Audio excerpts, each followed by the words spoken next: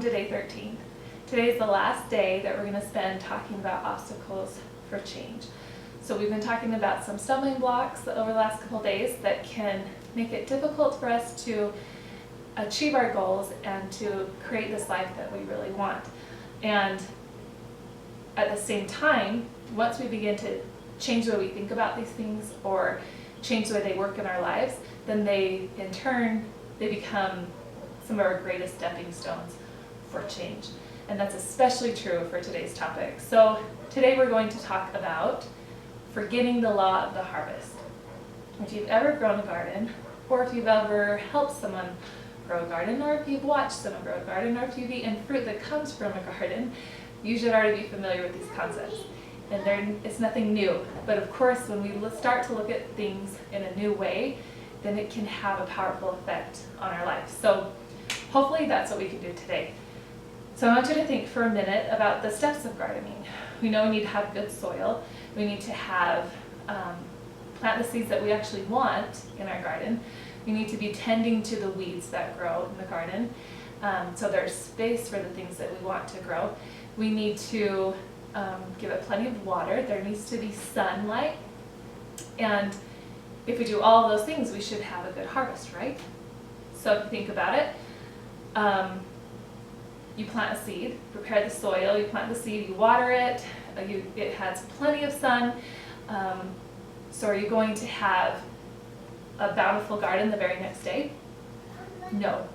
Obviously we're forgetting one of the most important parts of the law of the harvest, and that is time. That important things and change take time. And something that's so important about the law of the harvest is that we consistently put in the work over time. And we have to have both of those steps, right? We can't just water and water and water our garden or our seeds and give it tons of water and then go days and days without watering it at all and expect that we're going to get the results that we want. And we can't weed once and then never weed again and expect that those weeds are just going to stay away because we took care of them one day already, right? We know that these are little things we have to do over and over and over, but I wonder how often we forget that in our own lives. So I realized that maybe my greatest obstacle for change in my life wasn't so much how I was going to get from point A to point B. I just had this really clear vision of where I was and then where I wanted to go. But it was this understanding of how fast I could get there, because make these big goals and set off really fast, kind of for a beeline to that end goal. And inevitably, you probably guessed that, I'd burn out somewhere around there, right? Maybe here. Maybe the day after I started these huge goals. Just not having that understanding again of how the law of the harvest applies to my own life, to my own marriage, to my relationship with my children. And it could be a frustrating thing to wake up the next day and have to work hard again, to have to pull weeds again, or to remember, oh, I need to water that soil again. And if I'm so focused on getting to where I want to be as fast as I possibly can, then I lose out on the meaning and the power of the middle, right? We focus a lot sometimes on before and the after, but we can forget about the middle, or we can become frustrated with the middle. And that is one of the most beautiful things I think about the law of the harvest, because it takes those two components of doing small, consistent tasks, right? Watering and weeding and tending to those plants day in and day out, that gets us to this beautiful goal.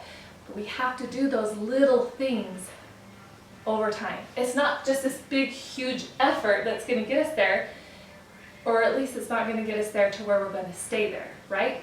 So our life isn't, we know it's not, progress isn't linear like this, that it's steps, right? And we go up slowly, 5 degrees, right? It's slowly, slowly, slowly. And sometimes we kind of feel like we're going down. But the more consistently we work, we realize that over time, we're making consistent efforts to this place where we want to be. Now over here, if you've noticed, I have some scriptures. And this can be part of our challenge today.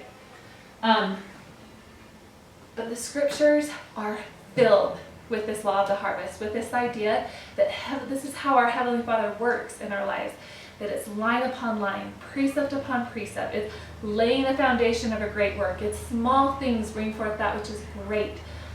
And it's when we come to realize the importance of the small and simple things in our lives and doing those small and simple things over time that it will get us to where we want to be.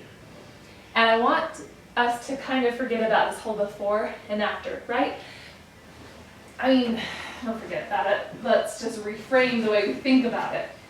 So instead of before, maybe we could name this yesterday. Yesterday is important, right? If we have an understanding of yesterday, we have an understanding of where we've been and kind of where we are, then we have, like we talked about, we have this understanding of where we want to go. If we change this to tomorrow, right, this is like our future, where we want to be, where we want to go, where we want to end up. And the middle could be today. And I think we know that the most important of all those three places is the middle, right? We can't change yesterday. We can't change where we were or what choices we've done in the past that got us to here, good or bad. And we can't affect tomorrow by just focusing on tomorrow. The change that comes, we know, for tomorrow is found here today, in the middle. This is the most important part, right? This is where the power happens. This is where change happens. This is where we live. This is the exciting part. And the really exciting thing to me is that normally if you grow a garden and then you start to harvest and you get those beautiful, that fruit, those vegetables, all that good results from all your time and effort, usually you plant another garden, right? So really, this after isn't a final destination. You harvest, you reap, and then you start planting more seeds. And you have more goals for another vision of where you want to go, even beyond that. So we can limit ourselves if we look at before and after, like it's this final destination. But if we remember that our whole life is about progress. And when we reach these goals, we'll plant new seeds and we'll start again and we'll move forward. But if we forget this importance of this middle, if we forget that it's the small little things that we do over time, and if we put this pressure on ourselves to be perfect today or perfect yesterday, then we're not going to be able to achieve the goals we want. We have to trust that what is happening in the middle, the growing that is so hard to see because it's so incremental, we have to trust that it's happening. We have to trust that every time we exercise, or every time we sit down and have family meeting with our kids, or every time we have a family meal together, or every time we choose patience over frustration, or every time we sit down at our scriptures, each one of those things is like watering those plants. And it matters. It's so important. It gives power to our present, and it gives life to our goals, and it is what will literally take us to this vision of where we want to be and what Heavenly Father wants for us. And once we realize that the time is not an obstacle, that the time is a gift, that it opens up possibilities for us. And I just want to end on this quote, and then I'll tell you what today's challenge is. But from the conference Ensign, from this last conference in April 2016, there's a talk from President Uchtdorf, and he talks about saving marriages and saving families. And I would encourage you to read it and to study it. And I have found it to be so helpful for my own family, for my own, the way I look at things. And so I'm just going to read you this quote. He's talking about marriages, but I know also it applies to our families. It applies to our health goals. It applies to personal development. It applies to all of this that we're talking about. So he says, all of this that we're talking about, where we want to be, all this won't just happen in an instant. Great marriages or lives or families are built brick by brick, day after day, over a lifetime. And this is my favorite part. And that is good news. It's not an obstacle. It's not a frustration. It's good news. And here's why. Because no matter how flat your relationship may be at the present, no matter where you are that we found out, no matter where that place is, if you keep adding pebbles of kindness, compassion, listening, sacrifice, understanding, and selflessness, or pebbles of healthier eating, or more movement, or exercising, or patience with your kids, if you keep adding those consistent pebbles, a mighty pyramid will begin to grow. If it appears to take forever, remember, happy marriages and families and lives are meant to last forever. So be not weary in well-doing, for ye are laying the foundation of a great marriage, he says, or life, or family. And out of small things proceed that which is great. It may be a gradual work, but it doesn't have to be a cheerless one. So he says, so be happy. Be happy. This to me is a message of power and excitement, and it thrills me. This idea, once we can change how we look about the time frame of where we get from here to here, and look about the power in the middle, and realize every time we make one of those good choices, every time we get rid of the loser list or the anti-accountability list, and we take our choices into our own hands, and we are empowered by making a good choice, every single one of those choices, there's power in them, and it will slowly lead us to where we want to be. And the more we take, the more consistently, over time, we will get there quicker, we will. But our speed shouldn't be our goal. Our goal is our progress. Our goal is changing. And that all happens here in the middle, in the today, in the now. Right now, we can make a different choice than we made 10 minutes ago. Right now, we can make a different choice than we made this morning. Whatever it is you want to be, we can get there if we consistently take those steps over time. So today, I want you to stop and think we encourage you to look at what your mindset is about the law of the harvest and how you're applying it, if you are, to your life, to the idea of these goals. Over the next few days, we're going to start setting some really solid goals. And if we have this understanding that it will take time, but that we can absolutely get there by consistent small steps over time, then that will give us power, so much power. And we will find joy in the middle. And we won't be waiting for this that feels like this elusive after.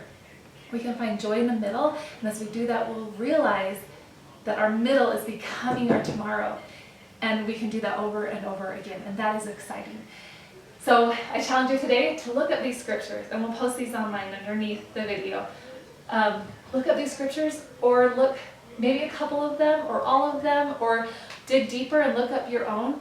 But look at what the Lord has to say about how things grow, and about how things take time, and how great things come from small things. And I encourage you maybe to even take one of these scriptures and ponderize it, or write it on a piece of paper and put it on your fridge, or on your phone, or somewhere where you can see it often, so you can remind yourself that what you do today matters. And though it may seem small, that if you can remember to be consistent and do it over time, it's going to get you where you want to be. And the Heavenly Father has told us that. And this is the way he works. And we will see his hand in our life more if we can remember what it looks like, if we can look for it in the right way. So that's our challenge for today. Study these scriptures, write some notes to yourself of how you can apply them as we move forward into our concrete goals. And we'll see you tomorrow.